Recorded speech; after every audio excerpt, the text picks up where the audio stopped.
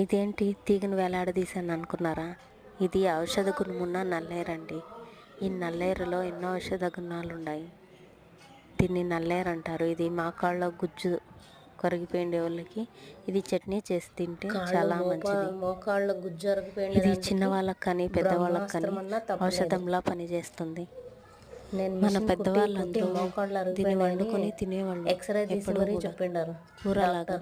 కానీ ఇప్పుడు వాళ్ళకి మోకాళ్ళన్నీ నొప్పులు వచ్చేసినాయి. ఇలాంటి ఔషధ గుణం ఉన్న గిడము నా మోకాళ్ళ నొప్పులకి రామబాణమైన నల్లేరు చట్నీ చేసే విధానం. నూనెలో బాగా వేయించుకోవాలి.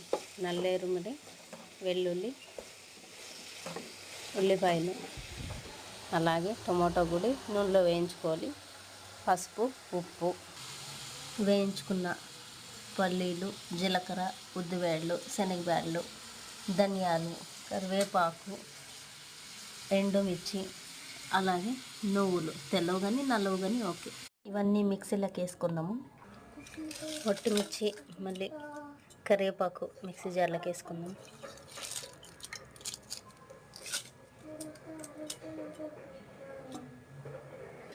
అలాగే నువ్వులు, ధనియాలు మిక్సీలోకి వేసుకుందాం. అలాగే కొద్దిగా కొత్తిమీర. చట్నీ రెడీ అయిపోయిందండి. ఇంకేముంది, వాత పెట్టేయడమే. వాత అంటే ఆ వాత కాదండి, సరసరా అని కాగే నూనె, ఉల్లిపాయ, జీలకర్ర, కరివేపాకు, సాసులు, ఎండుమిర్చి వేసి ఇవన్నీ వేగిన తర్వాత చట్నీ వేస్తే అదే తిరుగువాత.